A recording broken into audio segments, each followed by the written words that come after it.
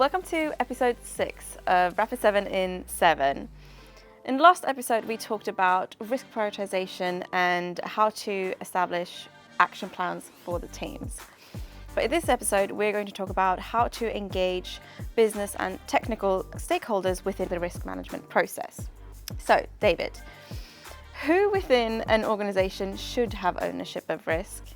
And how can teams decide who takes responsibility for mitigating or transferring those risks? Fantastic question, and I think this harks back to one of the things that we were talking about in an earlier episode, and it boils down to it probably shouldn't be security that has ownership of the risks. I think that the security function in organizations and where we see these programs deployed really effectively in our client base is where there's a really tight working relationship between security and those more line of business departments that have technical or business ownership over an application or a system or an outcome for or a service for clients or whatever it may be, because it's probably the role of security to, yes, do all the stuff that we've spoken about in the earlier episodes around observability, around quantification, and then definitely working with those teams which have ownership on things like prioritization and ownership. But if it breaks, who's the person that goes to fix it? And if you know who that person is, probably that person has an element of technical ownership over it. And if it performs really well, who gets bonused? And then potentially that's the person that has business ownership. But we have to understand in these environments who has technical and business ownership of it, because that is where the risk sits. And we spoke about the different things that we can do with risk. From a personal point of view, within an organization, it's accept, mitigate, transfer. Organizationally, accept or transfer, accept or mitigate rather. Sorry. And so, the mitigation owner could be the technical owner, and if it's all about risk acceptance, if the risk is one that's actually deemed kind of acceptable, then it's probably the business owner that needs to then run that up the flagpole essentially to someone that can say yes, that goes on the risk register, and your signature is next to it. So, what are then the common challenges when it comes to engaging both business and technical stakeholders within the risk management process? Yeah, great question again. And honestly, I think it's as simple as misaligned expectation. I think that when you talk about a security function, a lot of this expectation, if that role and the delineation of responsibility isn't well defined, is that they do everything to do with security and risk. But actually, there are other teams that might be consulted, I suppose, when it comes to the risk management process. And one of those might be a GRC team, governance, risk and compliance. This might be a really important team that we're speaking to when we're defining the standards and maybe doing measurement and observability against those standards. But absolutely, the technical and business owners is where really that needs to sit.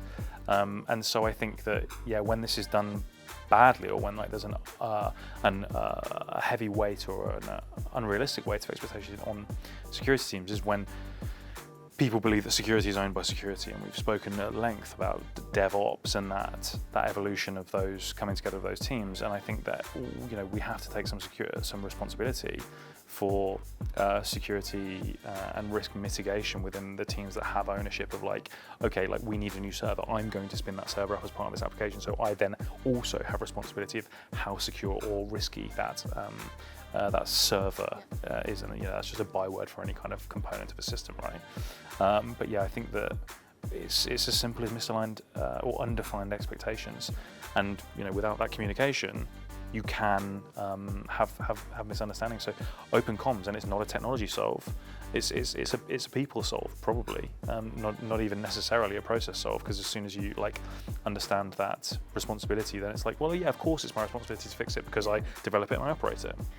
Well, so then when you do have those cases of, as you said, misaligned expectations or lack of communication, what is your advice for resolving those conflicts that may arise when different stakeholders have differing opinions on risk acceptance?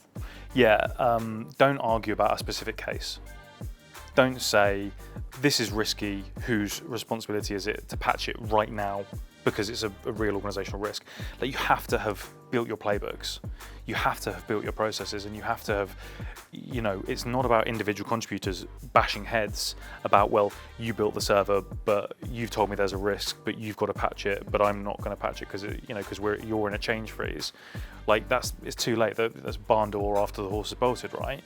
These things have to be defined at a much higher level within the kind of tech function of any business, and it has to be part of your build and your run process. Understanding where risk, technical and business risk, is owned, and understanding where the responsibility for observability and quantification comes from. Because, as soon as we speak about it in these terms, the answer seems obvious. Just speaking about the delineation of responsibility and observability through to action. But yeah, the wrong time to do it is when there's a risk. You have to have built that process first, which requires the people to be speaking to each other, and it requires the tech, which is mostly where Rapid7 are helping our clients in that tech pillar of this is normalized. We understand everything. We've enforced sensible tagging rules that you can abide by, and then we're just giving you good data back, so you can the tech doesn't get in the way of the people in the process, in my humble opinion. And that's a wrap on this episode. In the next one, which is also the final episode of Rapid7 in 7, we will be summarizing our key takeaways for how security teams can strengthen their security posture by looking at people, process, and technology. Join us for then.